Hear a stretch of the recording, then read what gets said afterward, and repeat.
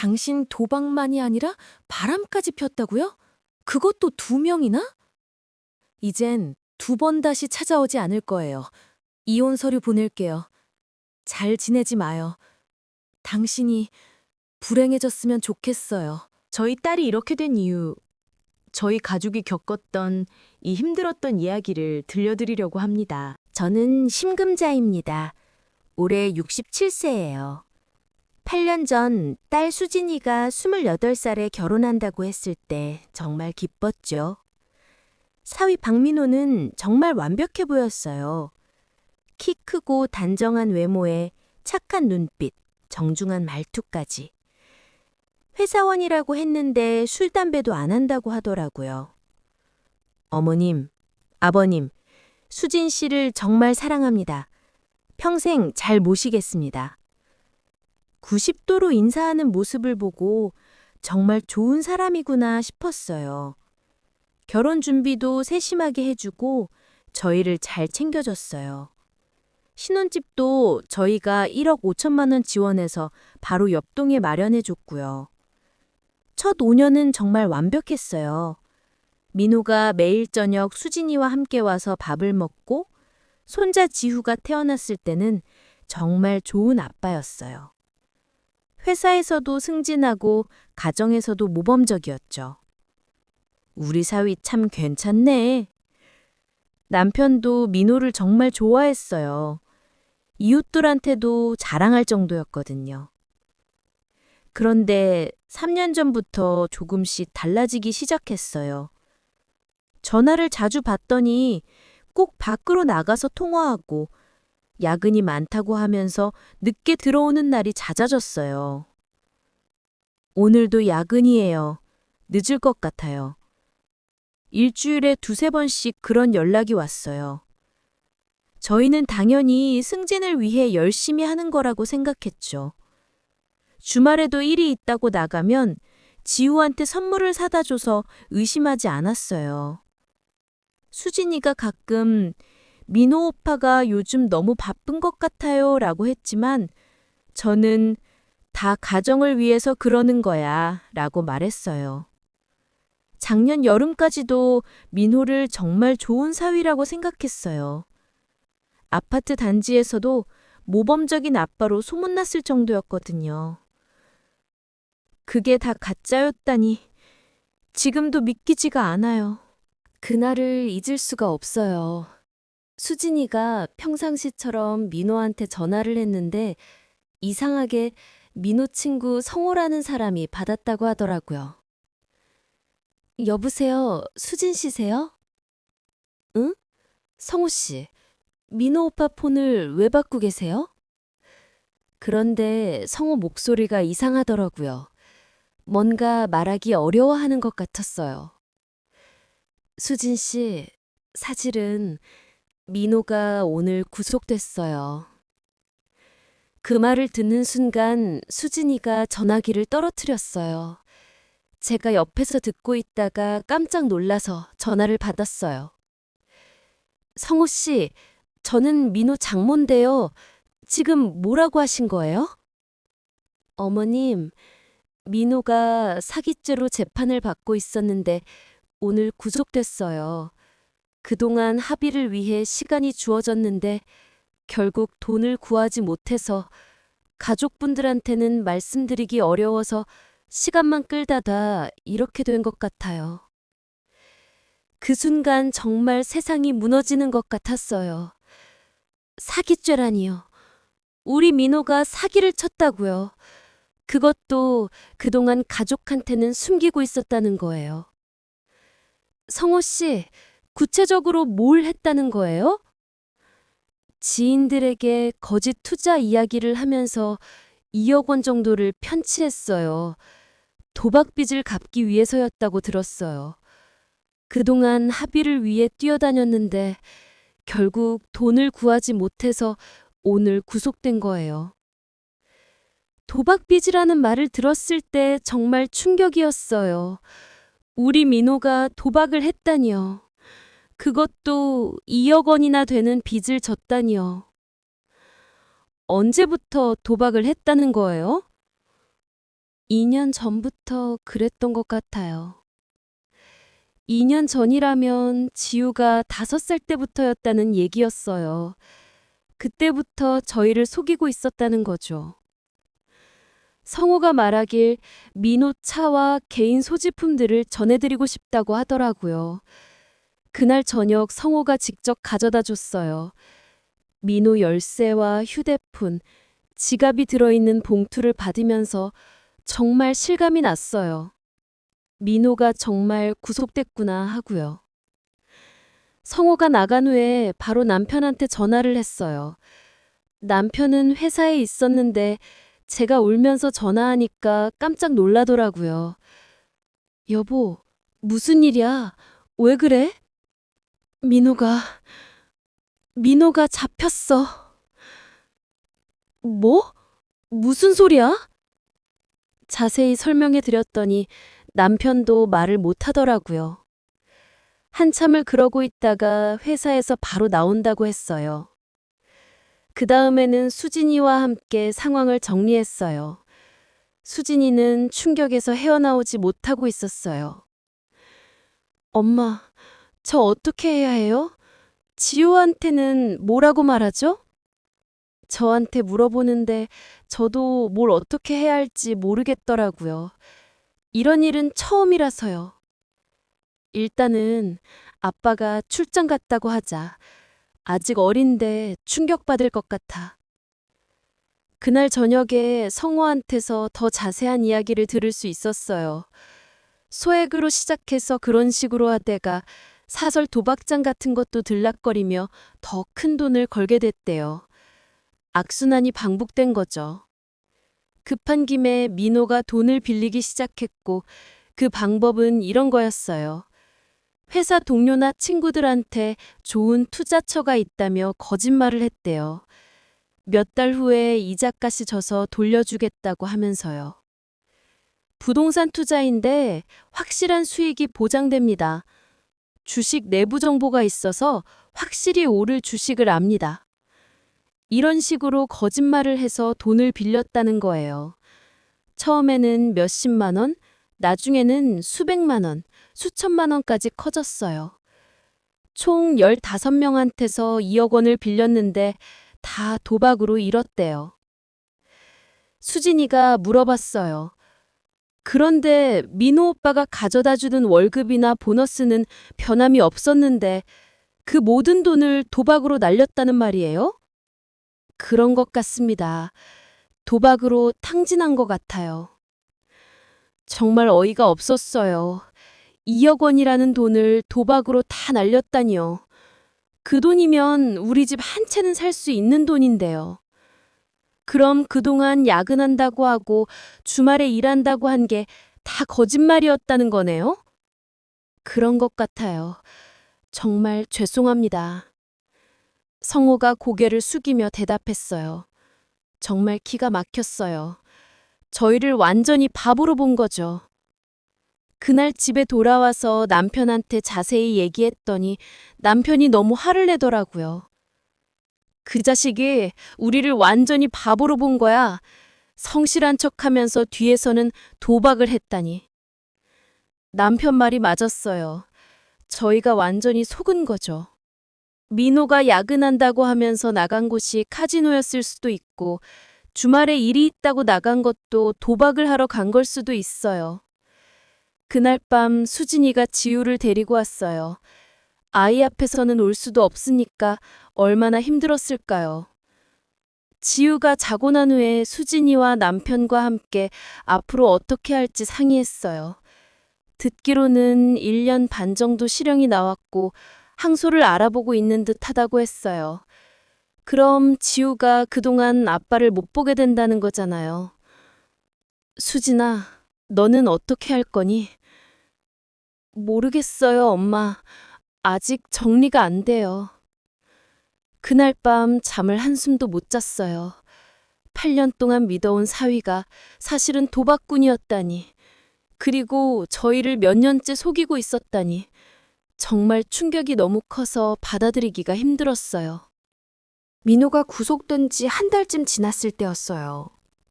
수진이는 민호의 전화기에 오는 전화를 가끔 받았어요. 다니던 회사에서 오던 전화, 빚 독촉 전화부터 지인들의 전화를요. 숨길 수 있는 곳에는 숨기고 밝혀야 하는 곳에는 상황을 설명했죠. 다만 빚에 관한 내용은 당사자와 직접 이야기하라고 말하도록 시켰죠. 너무나도 터무니없는 상황이라 생각할 시간, 결정할 시간이 필요했어요. 용서하고 대신 갚아주기에는 믿음이 사라졌고 끊어내기에는 손자 지우가 걸렸으니까요. 그러던 어느 날 어떤 여자에게서 전화가 왔대요. 혹시나 하는 마음에 잠금이 걸려있는 전화기를 풀어서 내용을 살펴볼까 하는 마음을 먹은 것 같아요. 저는 반대했지만 결국 수진이는 봤어요. 궁금하다기보다는 뭔가 확인하고 싶은 마음이 있었던 것 같아요. 그리고 나서 완전히 무너졌어요. 엄마, 민호 오빠가 바람을 폈어요. 그 말을 듣는 순간 정말 어지러웠어요. 도박도 모자라서 바람까지 폈다고요? 무슨 소리야? 설마 그럴 리가. 여자가 2명이에요. 2년 전부터 계속 연락하고 만났어요. 수진이가 휴대폰을 보여주는데 정말 끔찍했어요. 여자들과 주고받은 문자 메시지들이 수백 개였어요. 만나자는 얘기며 사랑한다는 얘기며 도저히 기혼자가 할 말들이 아니었어요. 이 여자들이 누구야? 유흥업소에서 일하는 사람들 같아요. 민호 오빠가 돈을 따는 날에는 그런 곳에서 놀았나 봐요. 정말 기가 막혔어요. 도박으로 딴 돈으로 유흥업소에 가서 여자들과 놀았다는 거예요. 그리고 그 여자들과 계속 연락하며 만났다는 거고요. 수진이가 문자 내용을 읽어주는데 정말 듣기 힘들었어요. 오늘 집에 가기 싫다. 너랑 있고 싶어. 아내는 나를 이해 못해. 너만이 나를 알아줘. 지우 재롱 부리는 게 귀엽긴 한데 시끄러워서 집중이 안 돼. 이런 뻔뻔한 말들을 했더라고요. 특히 지우 얘기가 나온 부분을 볼 때는 정말 화가 났어요. 더 충격적인 건 민호가 그 여자들한테 자신이 기혼자라고 말했다는 거예요. 아내와 아들이 있다고 당당히 말하면서도 바람을 핀 거죠. 아영아, 나 기혼자야. 그래도 상관없지? 지연아, 우리 아들이 이제 7살이야. 귀엽지? 이런 식으로 뻔뻔하게 말했더라고요. 상대 여자들도 다 알고 있었던 거예요. 수진이가 그 내용들을 더 읽어주는데 정말 듣기 힘들었어요. 어제 패가 잘 붙어서 300만 원 땄어. 오늘 밤에 만나자. 아내한테 야근한다고 했으니까 늦게까지 있을 수 있어. 집에서는 항상 피곤한 척 해야 해서 힘들어. 너랑 있을 때가 제일 편해. 이런 말들을 보니까 정말 민호가 어떤 사람인지 알 것 같아요. 우리 앞에서는 성실한 척, 피곤한 척 하면서 뒤로는 이런 생활을 하고 있었던 거예요. 엄마, 저는 정말 모르겠어요. 민호 오빠가 이런 사람이었다니. 수진이가 울면서 말하는데 저도 눈물이 났어요. 제 딸이 이런 남자한테 속아서 이렇게 고생하고 있다니요. 사진도 있더라고요. 민호가 그 여자들과 함께 찍은 사진들이요. 유흥업소로 보이는 곳에서 찍은 사진도 있고 모텔에서 찍은 것 같은 사진도 있었어요. 정말 보기 힘들었어요. 엄마, 이거 언제 찍은 건지 알아요? 제가 지우 데리고 친정에 온 날이에요. 수진이가 사진 날짜를 확인해 보니까 정말 그랬어요. 수진이가 지우 데리고 친정에서 하룻밤 잔 날 민호는 여자와 모텔에 있었던 거예요. 그날 민호 오빠가 야근한다고 했잖아요. 저는 친정에서 편히 쉬라고 했는데 정말 기가 막혔어요. 아내가 친정에서 쉬고 있는 동안 다른 여자와 바람을 피우고 있었다니요. 그날 밤 남편한테 얘기했더니 남편이 정말 화를 냈어요. 그놈을 어떻게 용서해? 도박도 모자라서 바람까지 폈어? 남편이 교도소에 가서 따지겠다고 하더라고요. 하지만 저는 말렸어요. 가봐야 더 화만 날 것 같았거든요. 당신이 가서 뭐 해? 그런 놈이랑 말해봐야 소용없어. 며칠 후에 사돈한테서 연락이 왔어요. 민호가 교도소에서 편지를 보냈나 봐요. 사돈, 민호 일로 정말 죄송해요. 저희도 몰랐어요. 사돈이 전화를 하시는데 많이 충격을 받으신 것 같아요. 사돈, 저희도 힘들어요. 수진이가 지금 어떤 상황인지 아세요?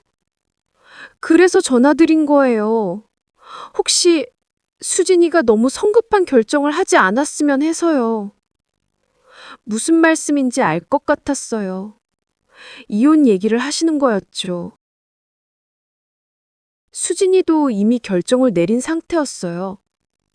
엄마, 저 이혼할 거예요. 더 이상 참을 수 없어요. 당연한 결정이었죠. 도박에 바람까지. 이런 남자와는 더 이상 살 수 없죠.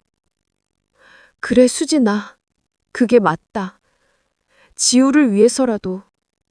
저는 수진이 결정을 지지했어요. 이런 아파보다는 없는 게 나을 것 같았거든요. 이혼 절차를 밟기 시작했어요. 민호가 구속된 상태라서 절차는 복잡했지만 변호사 선임해서 진행했죠. 저희가 비용을 부담했어요. 300만 원 정도 들었는데 아까운 돈이 아니었어요. 사돈도 몇 번 더 연락이 왔어요. 처음에는 용서해달라고 하더니 나중에는 이혼하지 말라고 하시더라고요. 수진이가 너무 성급한 결정을 하는 것 같아요. 민호도 반성하고 있다고 하는데 사돈이 그렇게 말씀하시는데 정말 어이가 없었어요. 성급하다고요? 도박에 바람까지 피운 남자와 어떻게 계속 살라는 건가요? 사돈, 민호가 한 일을 아시잖아요. 수진이가 더 이상 고생할 순 없어요. 그래도 아이를 위해서라도 다시 한번 생각해봐요. 아이를 위해 이혼하는 거예요. 이런 아빠가 있으면 지우한테 더 안 좋아요. 결국 사돈과도 연락을 끊었어요. 마지막까지 자기 아들을 감싸기만 하시더라고요. 민호가 얼마나 큰 잘못을 했는지 모르시는 것 같아요. 민호한테서도 교도소에서 편지가 왔어요. 용서해달라는 내용이었는데 읽기가 싫었어요. 정말 죄송합니다. 제가 잘못했습니다. 다시 기회를 주세요. 그런 내용이었는데 이미 늦었죠. 몇 번의 기회가 있었는데 그때 솔직하게 말했어야죠. 수진이는 편지도 읽지 않았어요. 엄마, 저는 민호 오빠 편지 받고 싶지 않아요. 그래, 엄마가 대신 받아줄게. 너는 우편함은 당분간 신경 쓰지 마. 그래서 매일 편지는 제가 대신 수령했어요. 하지만 읽지는 않았어요. 그냥 버렸어요. 6개월 후에 이혼이 성립됐어요. 민호가 구속된 상태에서 진행돼서 시간이 좀 걸렸지만 결국 끝났어요. 엄마, 이제 정말 끝났어요. 수진이가 이혼증명서를 받아오면서 말했어요. 시원하다기보다는 허탈한 기분인 것 같아요. 수고했다, 수진아. 이제 새로 시작하자. 8년 결혼 생활이 이렇게 끝났어요. 정말 허무했어요. 민호가 구속되고 나서 가장 힘든 건 지우 때문이었어요. 그때 지우가 겨우 7살이었거든요. 아빠가 왜 안 오는지 계속 물어보더라고요. 할머니, 아빠 언제 와요? 아빠 보고 싶어요. 그런 말을 들을 때마다 가슴이 아팠어요. 7살 아이한테 아빠가 교도소에 있다고 어떻게 말해요? 그래서 일단은 거짓말을 했었어요. 아빠가 외국으로 출장을 갔어. 일이 많아서 오래 걸릴 것 같아. 언제 돌아와요? 글쎄, 좀 오래 걸릴 것 같아. 1년 정도? 1년이요? 너무 길어요. 지우가 속상해하는 모습을 보니까 마음이 아팠어요. 하지만 진실을 말할 수는 없었어요. 지우는 그 말을 믿었어요. 아직 어려서 의심할 줄도 모르고요. 하지만 시간이 지나면서 점점 더 아빠를 그리워하더라고요. 유치원에서 아빠와 관련된 형세가 있을 때마다 힘들어했어요. 할머니, 아빠 참관 수업이 있대요. 우리 아빠는 언제 와요? 아빠가 일 때문에 못 와. 대신 할아버지가 갈게. 할아버지도 좋지만 아빠가 왔으면 좋겠어요. 그런 말을 할 때마다 정말 가슴이 찢어지는 것 같았어요. 다른 애들은 아빠랑 놀러 다니는데 지우만 없으니까 서러웠을 거예요. 친구들이 아빠 얘기를 할 때마다 소외감을 느꼈을 거고요. 할머니, 아빠한테 전화해 주세요. 오라고 말해 볼게요. 그런 말을 할 때가 가장 힘들었어요. 어떻게 설명해야 할지 모르겠더라고요. 수진이도 힘들어했어요. 아이 앞에서는 울 수도 없고 화를 낼 수도 없으니까요. 그냥 웃으면서 아무렇지 않은 척 해야 했거든요. 지우야, 아빠는 지금 일 때문에 바빠. 조금만 기다려. 그렇게 말하는 수진이 얼굴을 보면 정말 안쓰러웠어요. 얼마나 힘들까요? 민호가 1년 6개월 형을 받았어요. 사기죄로요. 생각보다 많이 나왔어요. 그럼 지우가 9살이 될 때까지는 아빠를 볼 수 없다는 거잖아요. 그런데 6개월쯤 지나니까 지우가 불안감을 내비치기 시작하더라고요. 할머니, 다른 애 아빠들은 출장 가도 전화해 주는데 우리 아빠는 왜 전화 안 해요? 글쎄, 거기는 산속 깊은 곳이라서 전화가 잘 안 되나 봐. 그런 편지라도 보내면 되잖아요. 우편 배달부 아저씨가 편지는 어디든 갈 수 있다고 했어요. 아이가 점점 더 구체적으로 물어보니까 대답하기가 힘들었어요. 거짓말에 거짓말을 더하게 되더라고요. 아빠가 있는 나라는 편지를 보내는 것도 힘들대요. 그래도 지우가 점점 더 불안해하는 눈치였어요. 이대로는 안 되겠다 싶어서 수진이와 상의해서 아동 상담사한테 가기로 했어요. 상담사 선생님 말씀으로는 아이가 너무 어리니까 당분간은 지금처럼 하는 게 좋다고 하더라고요. 대신 아이가 충분히 사랑받고 있다는 걸 느낄 수 있도록 해달라고 했어요. 아이에게는 안정감이 가장 중요해요. 아빠가 없어도 충분히 사랑받고 있다는 걸 느끼게 해주세요. 그래서 저희가 더 신경을 써서 지우를 돌봤어요. 저나 남편이나 수진이나 번갈아 가면서 지우와 시간을 보냈어요. 지우야, 할아버지랑 자전거 타러 가자. 지우야, 할머니랑 같이 그림 그릴까? 지우야, 엄마랑 게임할까? 그렇게 해서 지우가 아빠 생각을 덜 하도록 노력했어요. 어느 정도 효과는 있었던 것 같아요. 지우가 예전보다는 아빠 얘기를 덜 하더라고요. 하지만 가끔 밤에 울 때가 있었어요. 꿈에서 아빠를 봤다면서 우는 거예요. 할머니, 꿈에서 아빠 봤어요. 아빠가 저한테 미안하다고 했어요. 그런 지우를 보면 정말 민호가 미웠어요. 자기 잘못으로 아이까지 이렇게 힘들게 하다니요. 지우야, 꿈이니까 그런 거야. 아빠는 지우를 사랑해. 그렇게 달래주지만 제 마음도 아팠어요. 지우가 8살이 되던 해에는 더 어려웠어요. 학교에 들어가면서 아빠가 없다는 게 더 확실히 드러나게 됐거든요.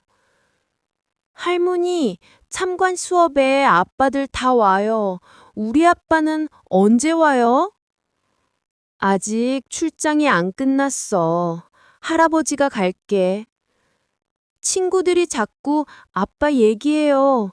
저는 뭐라고 말해야 해요? 이런 질문들이 점점 많아졌어요. 대답하기가 갈수록 어려워졌어요. 그래도 지우는 씩씩하게 잘 자랐어요.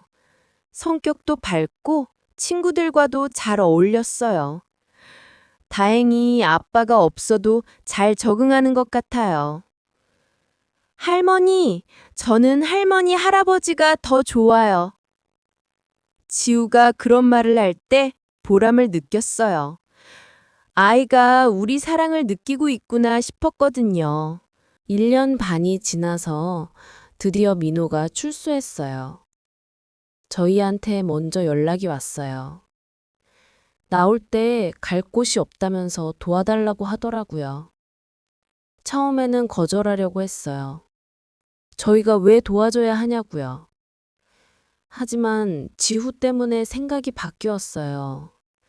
지후가 민호 출소 소식을 듣고 너무 좋아했거든요. 할머니, 아빠 돌아온다고요? 정말이에요? 그렇게 기뻐하는 지후를 보니까 마음이 복잡했어요. 아이한테는 아직도 아빠가 필요한 것 같았거든요. 수진이와 상의했어요. 이미 이혼은 끝난 상태였지만 지후를 위해서는 완전히 차단할 수도 없을 것 같다고 했어요. 엄마, 그래도 지후 아빠잖아요. 아예 못 보게 할 수는 없어요.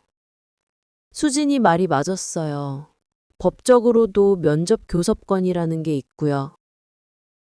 그래서 조건부로 허용하기로 했어요. 민호가 지후를 만나는 것은 허용하되 저희가 모든 걸 관리하고 통제하기로 한 거죠. 민호한테 분명히 말했어요. 지후는 자네가 출장을 다녀온 줄 알아. 입 조심하도록 하고 둘 사이는 끝났지만 지후는 아직 어리니 모르게 해줬으면 좋겠어. 민호는 알겠다고 했어요. 뭐든 하겠다고 했어요. 어머님 정말 감사합니다. 기회를 주셔서 감사해요. 기회가 아니라 지후 때문이야. 착각하지 마. 출소 후 민호 상황이 어떤지 알아봤더니 정말 처참했어요. 전과자가 된 상태라 취업이 거의 불가능했고 신용불량자라 대출도 안 되고요. 지금 어디 살아? 고시원에 살고 있어요. 기초생활수급자 지원받아서 월세는 해결했어요. 일은 뭐래? 대리운전이랑 배달일 하고 있어요. 정말 처참한 신세가 됐더라고요. 하지만 자업자득이죠. 처음 몇 달은 정말 달라 보였어요. 저희가 정한 규칙을 잘 지켰어요. 주말에만 지후를 만나고 항상 저희가 동행했어요. 그리고 번 돈은 다 수진이 통장에 입금했어요. 어머님, 정말 죄송했습니다. 앞으로는 달라지겠습니다. 계속 그런 말을 했어요. 바뀌도록 노력하겠다고 했어요. 일단은 어떤 반응도 하지 않았어요. 믿음이 사라졌으니 저희는 그저 지켜볼 뿐이었죠. 그리고 실제로 6개월 동안은 약속을 잘 지켰어요. 돈도 매달 꼬박꼬박 입금했어요. 많지는 않았지만 100만 원에서 150만 원 정도씩이요. 많은 돈은 아니었지만 얼마나 힘들고 고생스럽게 번 돈인 줄은 느껴졌어요. 지후는 1년 반 만에 아빠를 다시 만나서 좋아했어요. 아빠, 보고 싶었어요. 지후가 민호 품에 안기는 걸 보면서 복잡한 마음이었어요. 아이는 죄가 없으니까요. 민호도 지후를 정말 예뻐했어요. 만날 때마다 선물을 사오고 놀아주고 했어요. 결혼 초기에 그 성실한 모습이 조금씩 돌아오는 것 같았어요. 지우야, 아빠가 많이 미안해. 앞으로는 더 좋은 아빠가 될게. 그런 말을 하는 걸 보면 정말 반성하는 것 같기도 했어요. 하지만 저는 계속 감시했어요. 민호가 지후와 있을 때도 절대 혼자 두지 않았어요. 아빠랑 편의점 가고 싶어요. 민호가 그런 말을 해도 지후는 저와 함께 있게 했어요. 한순간도 방심할 수 없었거든요. 너무 심한 거 아니에요? 민호가 그런 말을 할 때도 있었지만 단호했어요. 자네가 이렇게 만든 거야. 불만 있으면 만나지 마. 민호 출소 후 6개월 정도가 지나면서 수진이가 조금씩 마음을 여는 것 같았어요. 아무래도 지후의 영향이 큰 것 같았어요. 엄마, 민호 오빠가 정말 많이 달라진 것 같아요. 지후도 좋아하고. 아직은 너무 이르다. 좀 더 지켜보자. 하지만 수진이는 점점 더 민호를 믿기 시작했어요. 그래서 민호 명의로 휴대폰을 개통해 주기도 했었죠. 아무래도 선불폰으로는 일하기가 불편해서 일반 통신사에서 하나 개통해 주면 일하기가 더 수월해질 것 같아. 민호가 그렇게 부탁했을 때 저는 반대했어요. 엄마는 반대야. 이런 식으로 또 하나하나 엮여나가는 건 좋지 않아. 하지만 수진이는 해주겠다고 했어요. 엄마, 이 정도는 도와줄 수 있어요. 휴대폰 하나 때문에 일하기 힘들면 안 되잖아요. 결국 수진이 명의로 휴대폰을 개통해줬어요. 그리고 나서 몇 달 더 지나갔어요. 민호 출소 후 1년 정도 지났을 때였어요. 그때까지는 별 문제 없이 지나갔어요. 지우와의 약속도 잘 지키고 번 돈도 꼬박꼬박 수진이에게 입금하고요. 수진이가 서서히 마음을 여는 것 같았어요. 완전히 용서는 아니어도 민호를 다시 믿어볼 수도 있겠다는 생각을 하기 시작했어요. 엄마, 민호 오빠가 정말 많이 달라진 것 같아요. 지우도 좋아하고 돈도 성실하게 보내주고. 그런 말을 할 때 저는 조심하라고 했어요. 아직은 너무 이르다고요.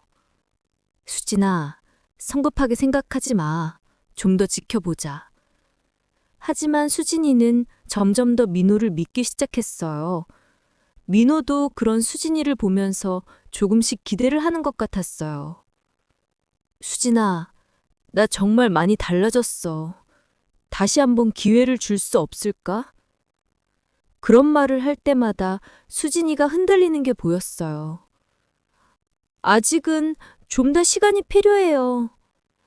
완전히 거부하지도 못하고 받아들이지도 못하고 그런 상태였어요.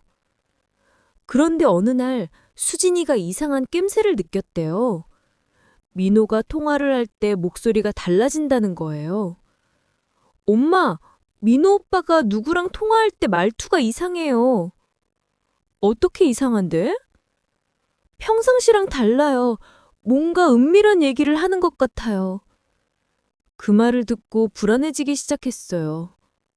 설마 또 문제를 일으키는 건 아닐까 싶었거든요. 구체적으로 어떻게 달라? 목소리를 낮추고 얘기해요. 그리고 저희가 있으면 통화를 짧게 끊어요. 그런 얘기를 들으니까 2년 전 일이 생각났어요. 그때도 민호가 이상하게 전화를 받더니 결국 도박을 하고 있었거든요.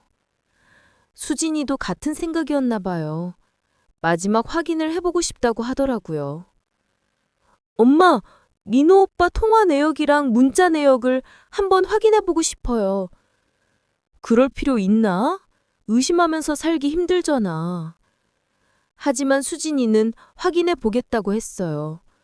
마지막으로 한 번만 확인하고 완전히 믿고 싶다고요. 이번이 정말 마지막이에요. 확인해보고 아무 문제 없으면 민호 오빠를 완전히 믿을게요. 그래서 통신사에서 통화 내역과 문자 내역을 뽑아왔어요. 수진이 명의로 개통한 휴대폰이라서 가능했거든요. 그리고 그걸 보는 순간 수진이가 완전히 무너졌어요. 엄마, 또예요. 민호 오빠가 또 다른 일을 하고 있어요. 통화 내역을 보니까 정말 충격적이었어요. 교도소에서 만났던 사람들과 계속 연락을 하고 있더라고요. 그리고 낯선 번호들도 많았어요. 이 번호들이 뭐지? 모르는 번호들이 많이 있어요. 통화 시간도 길고. 문자 내역은 더 심각했어요. 불법 대출업체 사람들과 주고받는 내용들이었거든요. 고객 한 명 소개해 줄 테니까 수수료 50만 원 줘. 이 사람은 확실해. 월급쟁이라서 갚을 능력 있어. 전과자들 중에 급전 필요한 사람 있으면 연락해. 이런 내용들이었어요. 민호가 사람들을 불법 대출업자들한테 연결해주고 수수료를 받고 있었던 거예요. 더 충격적인 건 같이 연락하던 사람 대부분 교도소에서 만난 사람들이라는 거였어요. 불필요한 인연을 끌고 와서 불법적인 일을 같이 하고 있는 거였어요. 광고를 하고 돈이 필요한 사람들이 민호한테 연락하면 민호가 불법 대출업자를 소개해주는 그런 식의 일이었어요. 이런 식으로 돈을 벌고 있었다고? 정말 어이가 없었어요. 겉으로는 성실하게 대리 운전과 배달 일을 한다고 하면서 뒤로는 이런 일을 하고 있었던 거예요. 그날 밤 수진이가 울면서 말했어요. 엄마, 저 정말 바보였어요. 민호 오빠가 달라졌다고 생각했는데. 아니야, 수진아. 네 잘못이 아니야. 민호가 너무 교활했던 거야. 정말 그랬어요. 민호는 1년 동안 완벽하게 연기했던 거예요. 겉으로는 반성하는 쪽, 성실한 쪽 하면서 뒤로는 더 나쁜 일을 하고 있었던 거죠. 남편도 정말 화를 냈어요. 그 자식이 우리를 또 속인 거야. 이번에는 정말 용서할 수 없어. 저도 같은 마음이었어요. 2번 속으면 바보라고 하잖아요. 이제는 정말 끝내야겠다고 생각했어요. 문자 내용을 더 보니까 더욱 화가 났어요. 처음엔 배달, 대리를 해봤는데 힘들고 돈이 안 돼. 짧고 굵게 벌고 손 씻자. 걱정 마. 우린 좋은 일 하는 거야. 돈 필요한 사람들 돈 받게 해주는 게 뭐가 어때서. 수수료야 우리가 열심히 일해준 대가일 뿐이지. 이런 내용들도 있더라고요. 정말 사람이 할 짓이 아니었어요. 그 다음 날 민호를 불렀어요. 지우는 학교에 보내고 저희 집에서 만났어요. 증거를 다 준비해놨죠. 통화 내역과 문자 내역을 모두 출력해서 가져왔어요. 민호가 왔을 때 처음에는 아무것도 모르는 척했어요. 어머님, 무슨 일로 부르셨어요? 지우는 어디 있어요? 민호야, 앉아봐. 할 얘기가 있어. 저는 최대한 차분하게 말했어요. 화를 내면 민호가 또 거짓말로 빠져나갈 것 같았거든요. 이게 뭐지? 통화 내역과 문자 내역을 보여줬더니 민호 얼굴이 하얘졌어요. 손이 떨리는 게 보이더라고요. 어머님, 이건 설명해봐. 이게 뭐냐고. 민호가 한참 동안 말을 못하더니 결국 실토했어요. 죄송합니다. 그냥 생활비가 부족하다고 이런 일을 해? 불법 대출업자랑 결탁해서? 정말 죄송해요. 다시는 안 할게요. 똑같은 말이었어요. 2년 전에도 그런 말을 했었는데 똑같은 말을 하고 있었어요. 수진이가 끼어들었어요. 민호 오빠, 저희를 몇 번이나 속일 거예요. 저는 정말 지쳤어요. 수진아, 정말 마지막이야. 이제 정말 달라질게. 그 말을 몇 번이나 들었는지 알아요? 저는 더 이상 못 믿겠어요. 수진이가 울면서 말하는데 민호는 계속 용서해달라고만 했어요. 저는 더 이상 참을 수 없었어요. 민호야, 너 우리를 뭘로 보는 거냐? 혹으로 보나? 짝! 저는 사위였던 자에게 처음이자 마지막으로 따귀를 때렸습니다. 다시 마음을 열었던 제 딸을, 어젯밤 그렇게 서럽게 울던 제 딸을 또다시 가지고 논 이놈을 도저히 용서할 수 없었습니다. 어머님, 그런 게 아니에요. 그럼 뭐야? 출소학원에서 또다시 우리는 속였잖아? 민호가 더 이상 변명하지 못하더라고요. 남편도 끼어들었어요. 이 자식아, 정말 뻔뻔하구나. 어떻게 이럴 수가 있냐? 죄송합니다. 아버님, 정말 죄송해요. 죄송하면 뭐해? 또 똑같은 일을 반복할 텐데. 저는 민호한테 최후 통첩을 했어요. 민호야, 이제 정말 끝이다. 더 이상 우리 가족을 속이지 마라. 어머님, 앞으로 지우 아빠로만 존재해라. 그것도 우리가 정한 규칙 안에서만. 만약 다시 한 번이라도 이상한 일을 한다면 이 증거들을 경찰에 신고할 거다. 민호가 놀라더라고요. 어머님, 그러시면 안 돼요. 저는 지우 때문이라면서 왜 이런 일을 했냐? 너 때문에 지우가 얼마나 힘들어하는지 알기나 해? 아빠 없이 보낸 1년 반 동안 지우가 어땠을지 상상이나 해봤어? 정말 화가 났어요. 아직도 지우를 핑계로 대고 있으니까요. 이제부터는 우리가 정한 규칙을 절대 어기면 안 된다. 지우와의 만남도 한 달에 한 번으로 줄일 거고 항상 우리가 동행할 거다. 어머님, 그리고 다시 한 번이라도 이상한 일을 한다면 지우도 못 만나게 할 거다. 알겠냐? 네, 알겠습니다. 그리고 수진이한테는 절대 연락하지 마라. 지우 일로만 나한테 연락해라. 민호가 고개를 끄덕였지만 진심인지는 모르겠더라고요. 이미 몇 번이나 속았는데요. 그날 민호를 돌려보내면서 정말 마지막이라고 생각했어요. 더 이상 기회는 없다고요. 민호와 마지막 대화를 한 후 저희는 정말 달라졌어요.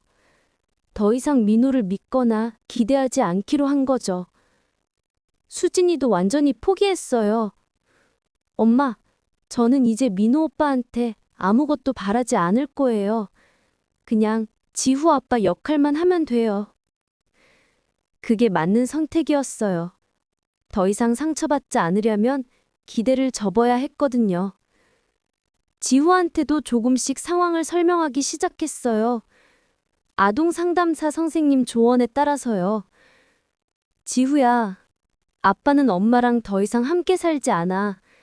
하지만 지후를 사랑하는 마음은 변하지 않을 거야. 왜요? 어른들 사정이 있어. 하지만 할머니, 할아버지, 엄마가 지후를 더 많이 사랑해 줄게. 처음에는 지후가 이해하지 못했지만 시간이 지나면서 받아들이는 것 같았어요. 아이들은 생각보다 적응을 잘하더라고요. 지후야, 아빠는 가끔씩만 만날 거야. 대신 할머니가 더 많이 놀아줄게. 네, 할머니. 저는 할머니가 더 좋아요. 그런 말을 들으면 가슴이 아프면서도 다행이라는 생각이 들었어요. 민호와의 만남도 한 달에 한 번으로 줄였어요. 그리고 항상 저희가 동행했어요. 민호 혼자 지후를 데리고 나가는 일은 절대 허용하지 않았어요. 민호는 처음에는 불만을 표했지만 나중에는 받아들였어요. 선택권이 자기한테 없다는 걸 알았나 봐요. 어머님, 그래도 아이랑 단둘이 시간을 보내고 싶어요. 안 돼. 우리가 정한 규칙이야. 너무 심한 것 같아요. 네가 그렇게 만든 거야. 불만 있으면 만나지도 마라. 그렇게 말하니까 민호도 더 이상 뭐라고 하지 못하더라고요. 몇 달이 지나니까 저희 생활이 훨씬 평온해졌어요. 민호한테 속을 일도 없고 기대했다가 실망할 일도 없으니까요.